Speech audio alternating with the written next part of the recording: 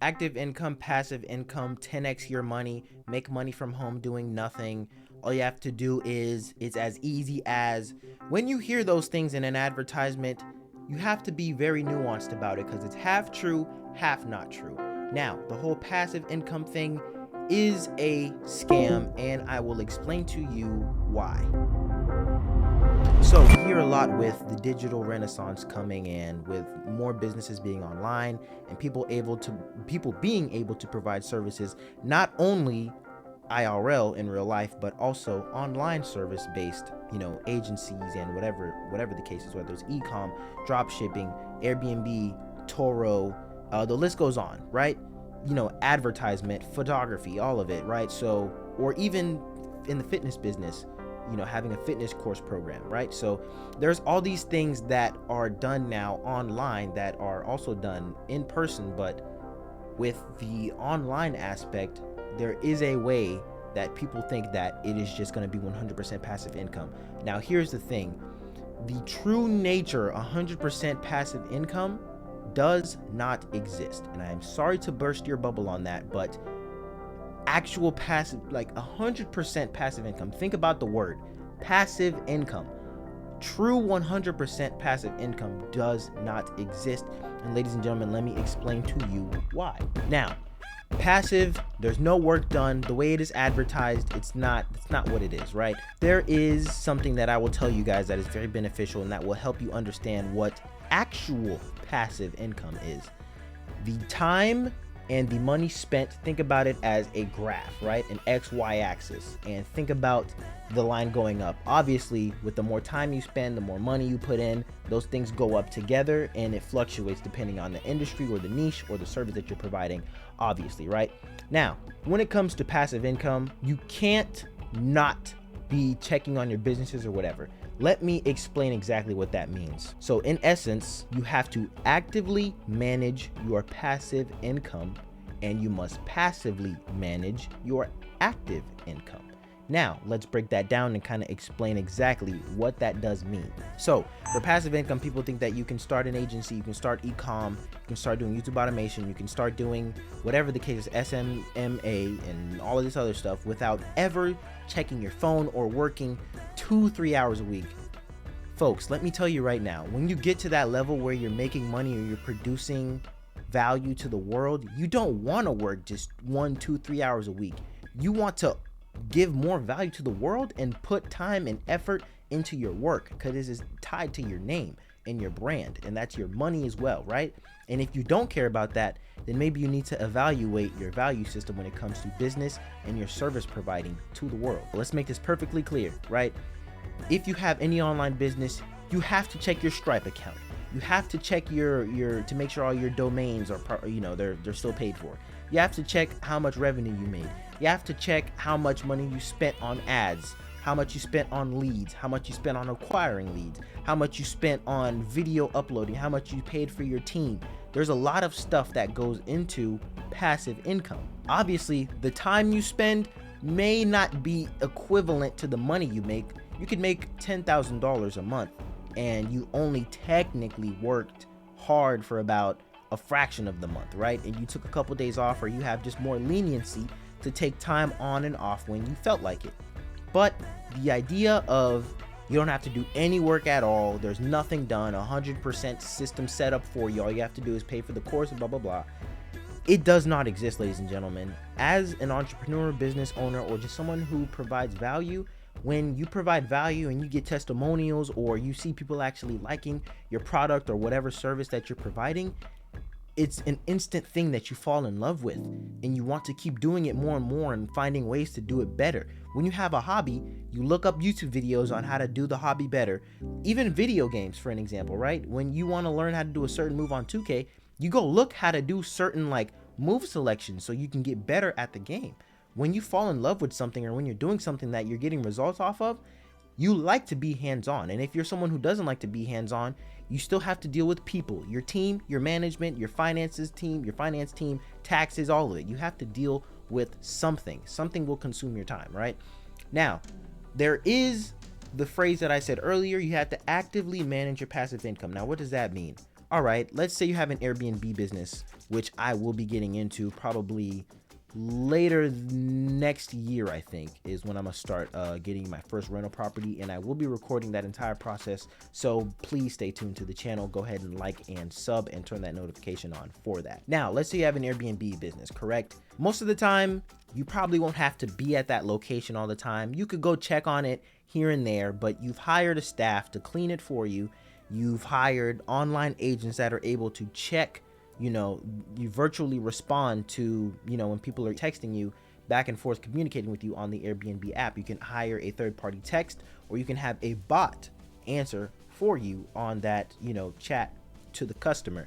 Now, all you have to do is just from time to time actively, the same way you check on your Instagram, almost the same thing. I have to actively be checking to make sure everything is up in order and up to date and everything is running smoothly. Now, if I was laying back with my head on my head and, drinking a margarita in Cabo and not answering my phone calls from my team, not answering anything from my editor, not contacting anyone, the business would go in shambles, ladies and gentlemen. That's why when it comes to passive income, the closest thing to it, semi-passive income, is the closest thing you'll ever get to passive income. You have to actively check on those machines that are operating to keep them smooth. Once you did that first hard piece of work, you put that first amount of money and you invested into that business venture. At that point, if it is a passive income stream, then at that point, all that's left is just the maintenance. That is all that's left within that, specific business venture or income that you have. It's just the maintenance of keeping that thing running smoothly or operating smoothly. Passively manage your active income. What does that mean? If you have, let's say, a construction business, or if you yourself are, going out, and let's say you have a cleaning business, because I want to have simple examples to help people understand. Let's say you have a cleaning business, right? You have to outsource, automate, delegate, and officiate. Those are the 4 things that I want everyone to remember. Let's go ahead and say that one more time. With any business model, you have to automate, outsource, delegate, and officiate everything within your business. Delegate your time to the things that need your time. Outsource something that you may not necessarily need to do that someone else can do for you better, or someone who's smarter than you in that area can do, and that will also save you time.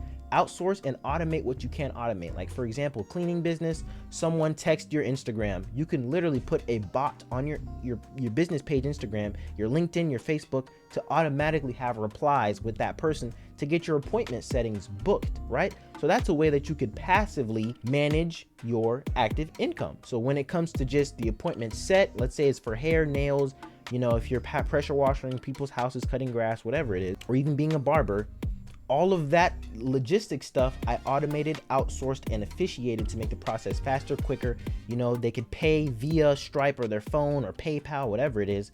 Now, at that point, all I have to do is just get ready to go to the appointment, whether if it's to cut someone's hair, pressure wash, a cleaning business, construction, or painting someone's house. Once I've done everything else out of the way, now at this point, all I got to do is just show up. We've already had stuff that's agreed on, the price point, the time, the time I was going to be there, how long I was going to be there, how much I was getting paid for my time.